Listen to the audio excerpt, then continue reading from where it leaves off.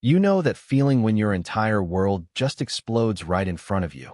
But instead of crumbling, you suddenly see everything with crystal clear, ice-cold fury? That was me, the night my wife, Sarah, decided to serve me divorce papers on stage at the multi-million-dollar law firm launch party I paid for. What the hell happened next? Oh, you have to hear this. My name's Jake, 42 years old, and a self-made tech entrepreneur. Started with absolutely nothing, just an idea and a relentless drive. While everyone else was still figuring out email, I was building a company from a basement startup into a multi-million-dollar empire. Then I met Sarah. She was in her final year of law school, brilliant, absolutely burning with passion for justice. She dreamed of changing the legal world, of opening a firm that mattered. I fell hard. As her loving, supportive husband, I thought, why not make her dreams come true? I had the money, she had the vision. Perfect partnership, right? Wrong. So incredibly, painfully wrong.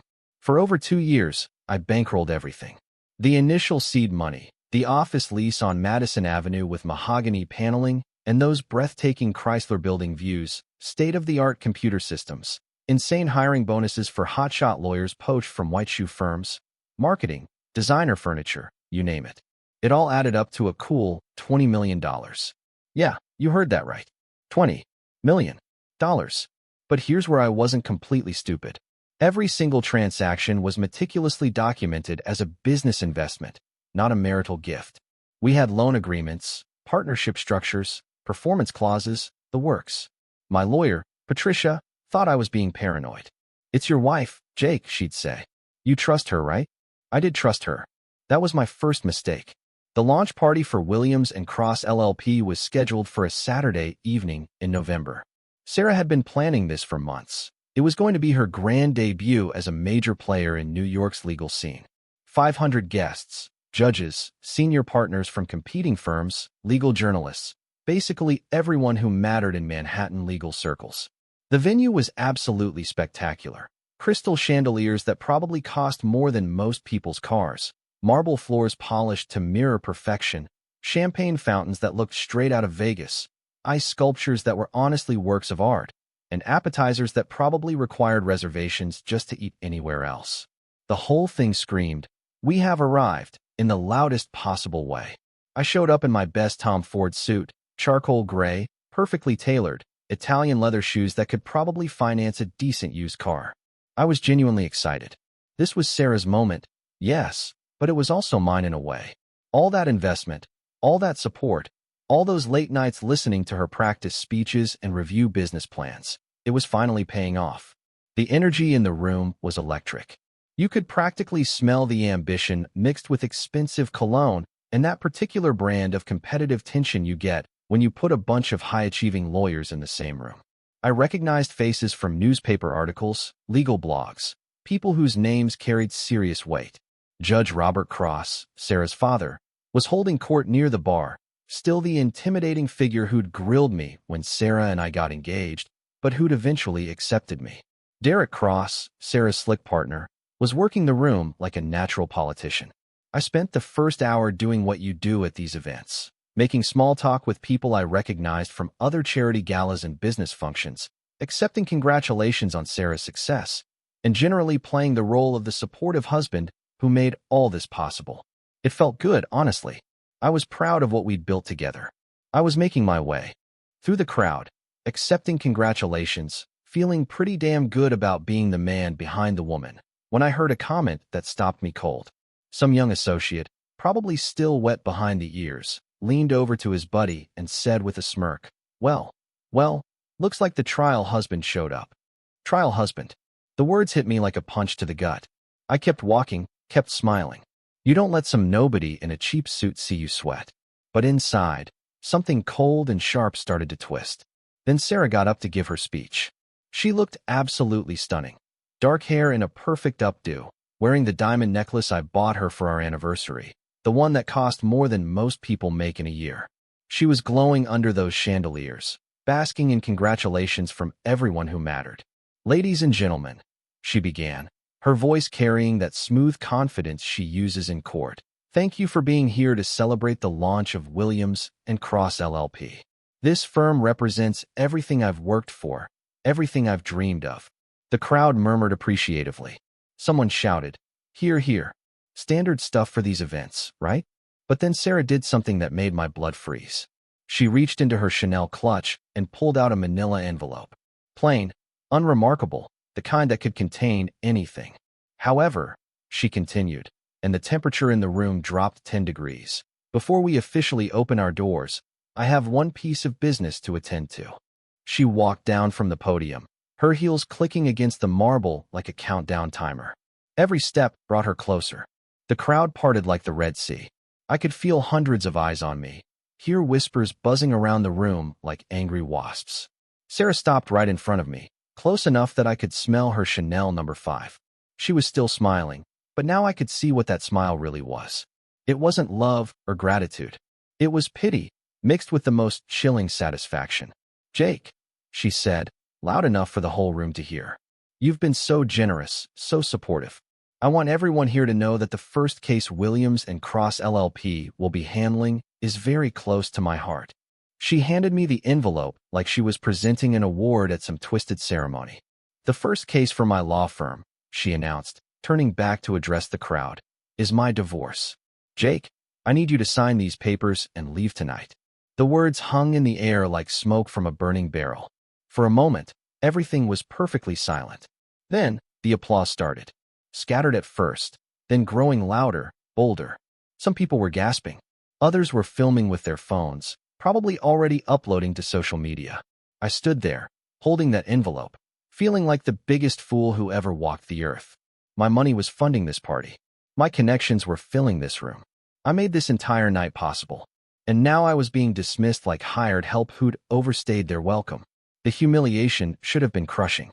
8 years of marriage, 2 years of supporting her dream firm, $20 million of my own money, all reduced to a manila envelope and a public execution in front of everyone who mattered in New York's legal community. But I didn't shout. I didn't throw the envelope back in her face. I didn't cause the scene everyone was expecting. Instead, I did something that probably surprised everyone in that room, maybe even myself. I folded that envelope in half, slid it into my jacket pocket, and walked toward the exit with my head held high. Outside, the New York night air hit my face like a blessing. I loosened my tie, let the cool breeze wash away the stuffiness of that overpriced hotel ballroom. And then, standing there on the sidewalk with city lights reflecting off the wet pavement, I did something that would shock everyone still inside celebrating my public humiliation. I smiled. Not fake. Genuine. See, here's what Sarah and her slick partner Derek didn't understand about Jake Miller. I didn't get where I am by being stupid. I didn't build a multi-million-dollar empire by trusting people at their word. And I sure as hell didn't survive in cutthroat business by not having contingency plans. They thought they'd won. They thought this was the end of the story. Foolish husband gets played by ambitious wife and her business partner. They hadn't seen anything yet. By the time I got back to my Upper East Side apartment, that clarity was burning through me like acid. I poured myself 3 fingers of Macallan 25, the good stuff I save for special occasions. Getting publicly divorced at your wife's law firm launch party definitely qualified.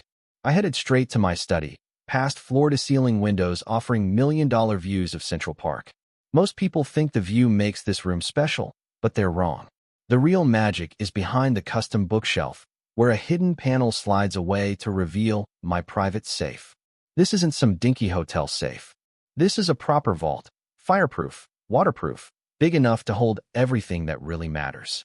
I punched in the code, and the heavy door swung open. Inside, organized with obsessive precision, were my real assets, not stocks or bonds. Those are for amateurs. These were documents that separate players from the played, hunters from the hunted. I pulled out the first binder, thick as a phone book, Williams and Cross LLP, financial structure. Every page told a story, and boy, was it a doozy. Here's what Sarah and Derek didn't understand about Jake Miller. I don't just throw money at things and hope for the best. When I invest, I document everything. When I write a check, I create paper trails that could be followed by a blind accountant. The first section showed the initial seed money, $5 million transferred from my personal account to establish operating capital. Sarah thought it was a gift, a loving husband supporting his wife's dreams. In reality, It was a loan with very specific terms she never bothered reading. Next up, the office lease. That gorgeous corner suite on Madison Avenue, costing 40 grand a month? Yeah, that was in my name. The lease agreement sat right there in black and white, along with the security deposit receipt for $200,000. I flipped through more pages, each one a little insurance policy I never thought I'd need to cash in. Interior design costs? Another $250,000 for Sarah's vision of sophisticated legal elegance. The custom law library with first edition texts and hand-carved shelving? 6 figures. The state-of-the-art computer system and case management software? Another 100 grand. But the real kicker was recruitment expenses. Sarah and Derek went on a hiring spree like they were building the legal equivalent of the Yankees.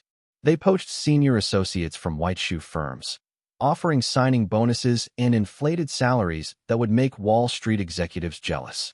Every single offer was backed by my money, and every single contract included clauses tying employment to the firm's financial stability. As I went through these documents, something started bubbling up from deep in my chest. At first, I thought it might be another wave of humiliation, but then I realized what it actually was: laughter. Dark, bitter laughter that tasted like revenge, served at room temperature. Because here's what was becoming crystal clear.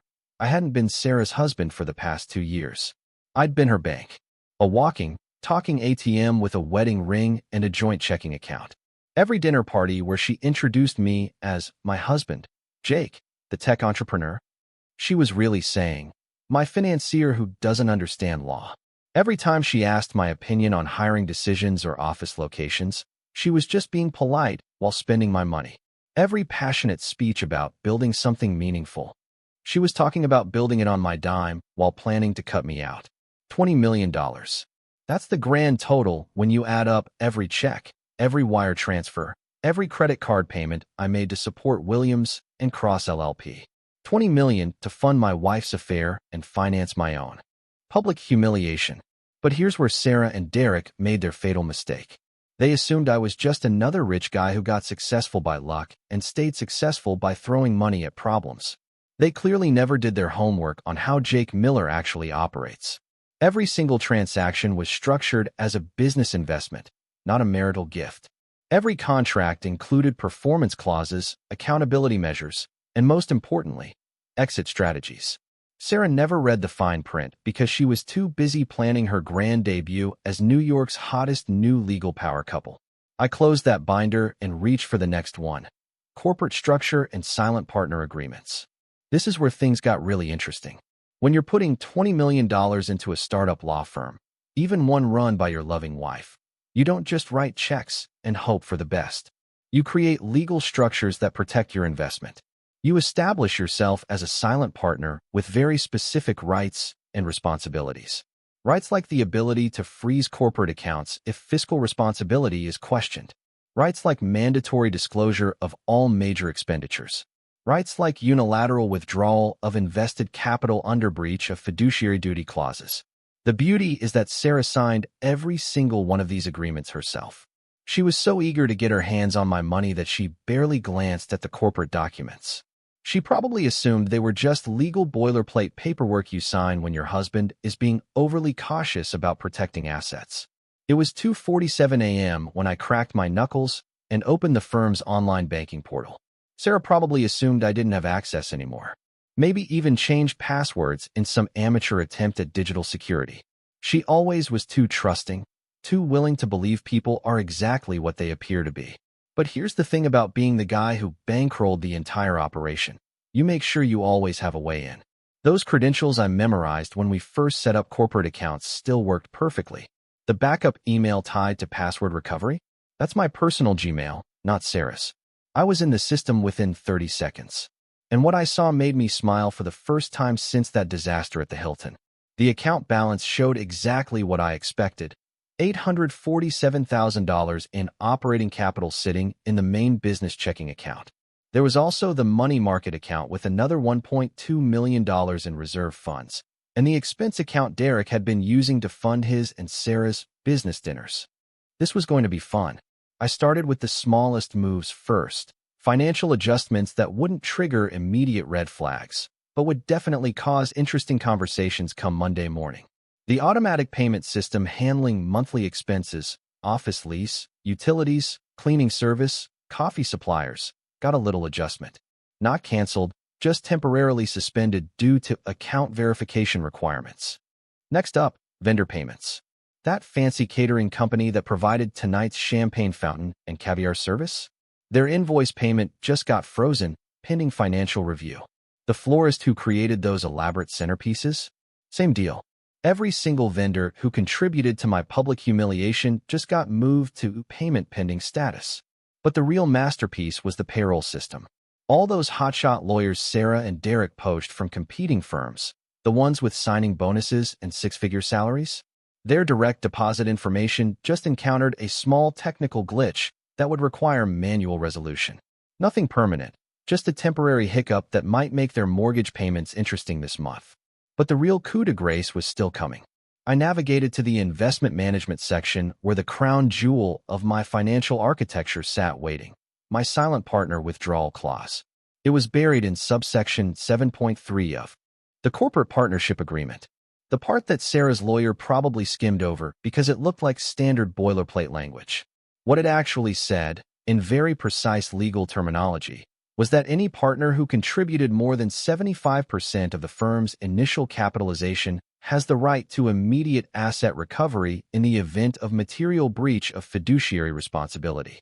20 MILLIONINFUNDING SARAH SPUBLICDIVORCEANNOUNCEMENTATTHEFIRM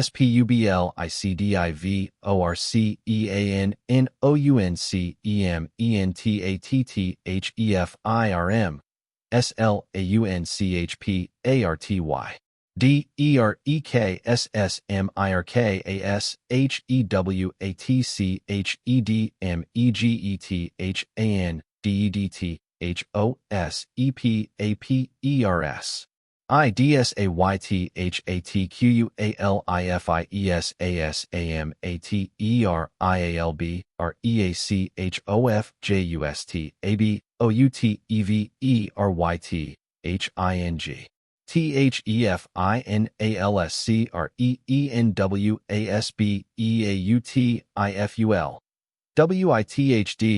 WITHDRAWAL REQUEST SUBMITTED FUNDSWILLBET RANSFERREDWITHIN 24T 048 BUSI and ESSHOURS BELOWTHAT 20 million in funding. Sarah's public divorce announcement at the firm's launch party.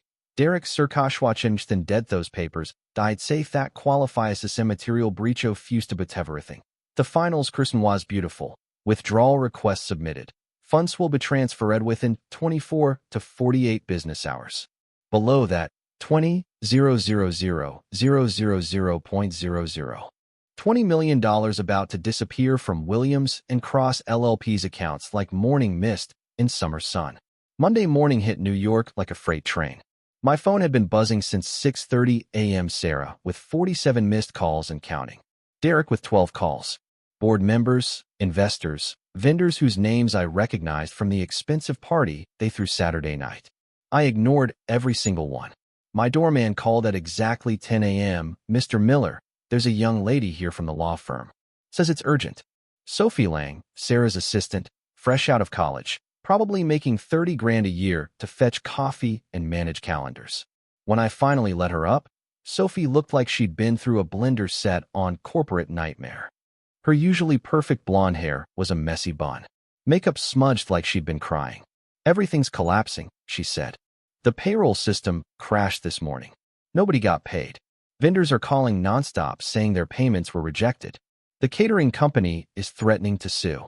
Even the coffee service got cut off. Do you know how lawyers function without coffee, Mr. Miller? I handed Sophie a cream-colored envelope with my terms inside. Give this to Sarah personally. She has exactly 24 hours to respond. Tell her this is the only offer she'll get. The next conversation won't be nearly as pleasant. Friday morning, I walked into Williams and Cross LLP for what was about to be the most satisfying business meeting of my career. The conference room that once hosted champagne toasts now looked like a war room staffed by people who'd already lost. Sarah sat at the head of the table, looking like she hadn't slept since our conversation. Her usually perfect appearance had been replaced by frazzled desperation. Most telling detail, the empty chair where Derek should be sitting. "Where's your partner?" I asked, my voice calm. "Derek is indisposed," Sarah said carefully. "Personal issues since Monday." "Personal issues." That's polite for nervous breakdown brought on by the sudden realization that he's been screwing someone else's wife while spending someone else's money. I spread documents across the mahogany table: partnership dissolution agreements, asset recovery forms, employment termination notices, and my restructuring proposal. These are my conditions for continued operation of this firm. My terms were simple. Sarah resigns from all leadership roles but can stay as basic counsel. Derek gets fired with no severance and a 5-year non-compete. I take controlling interest and 2 board seats. The firm gets renamed Miller Legal Partners.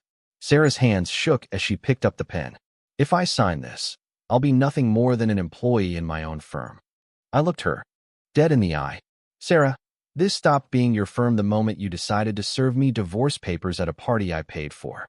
When she finally signed, the pen scratched across the paper like fingernails on a chalkboard. One by one, the other partners followed suit.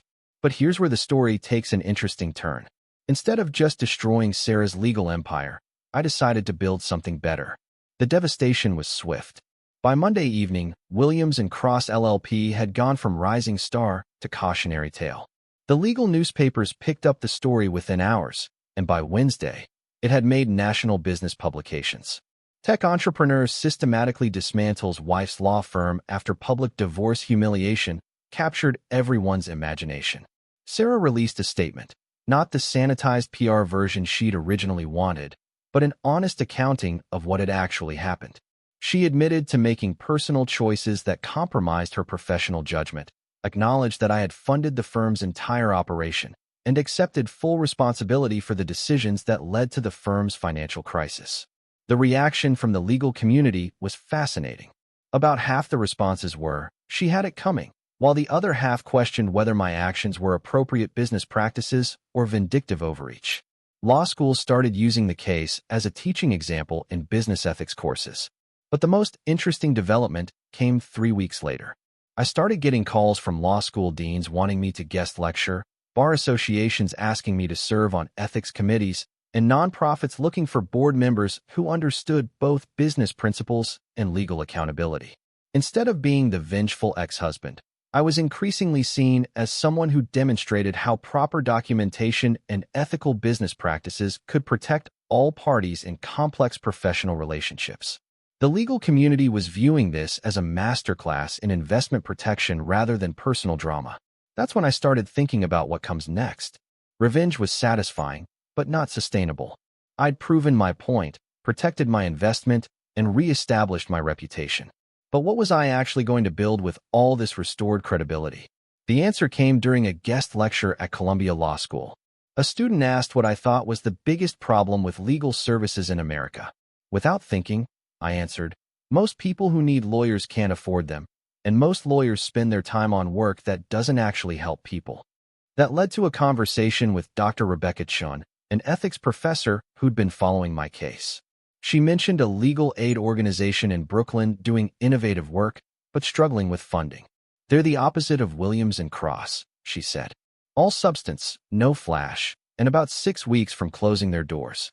Phoenix Legal Collective occupied a converted townhouse in Brooklyn that looked like it had been decorated from garage sales, but the energy inside was electric. Their director, Lydia Torres, was this fierce woman in her early 30s who showed me around their cramped offices where case files were stacked everywhere and whiteboards were covered with strategy notes. "We handle about 40 cases at any given time," she explained. "Wrongful evictions, immigration rights, wage theft, class action suits against landlords who think heat is optional in January. The kind of cases big firms won't touch because clients can't pay premium rates." She showed me a bulletin board covered with thank you letters and hand-drawn pictures from kids whose families hadn't been evicted because of their work. When I asked what she could do with serious funding, she didn't talk about expensive office space or prestigious hires. She wanted to expand to all 5 boroughs, create training programs for law students who couldn't afford unpaid internships, and establish legal clinics where people could get real advice. We're not trying to get rich, Mr. Miller, she said. We're trying to level the playing field. So having money isn't the only thing that determines whether you get justice. I wrote her a check for $10 million. Not a loan with complicated terms. Just seed money for someone who wanted to fight the good fight. You've just saved us, she said, staring at the check like it might disappear. No, I told her. You've saved me. I forgot what it feels like to invest in something that actually matters. 6 months later, Phoenix Legal has offices in 3 boroughs, hired 37 new attorneys, and won a class action settlement worth $43 million against a property management company illegally charging fees to over 2,000 tenants. I'm teaching 2 courses at Columbia on entrepreneurial finance and business ethics. My story became a case study taught at law schools nationwide, not as vindictive revenge, but as an example of proper documentation protecting everyone in complex professional relationships. Rebecca and I have been dating for months. She's brilliant, funny, genuinely passionate about legal reform. We have dinner conversations about constitutional law like other couples talk about movies. It's the intellectual partnership I didn't realize I'd been missing. Sarah moved to Portland and works at a nonprofit immigration clinic. She wrote, saying she's never been happier professionally, that she finally understands the difference between being respected and being famous. Maybe that's true. Maybe it's another performance. Either way, it's not my problem anymore. The best revenge isn't destroying your enemies. It's building something so good that their betrayal becomes irrelevant, so meaningful that their opinion stops mattering, so successful that their failure becomes just background noise in your much more interesting story. Phoenix Legal recently took on a case against a major healthcare corporation systematically denying coverage to low-income patients. The preliminary settlement discussions are already in 8 figures. Next month, I'm keynoting a conference on legal innovation at Harvard Law School. Sometimes karma takes her sweet time, but when she finally arrives, she doesn't just bring justice. She brings receipts, compound interest, and a completely rewritten ending to a story everyone thought they already knew. What do you guys think? If you were in my shoes, would you have gone for sweet, cold revenge, or would you have tried to build something new from the wreckage? Let me know in the comments below.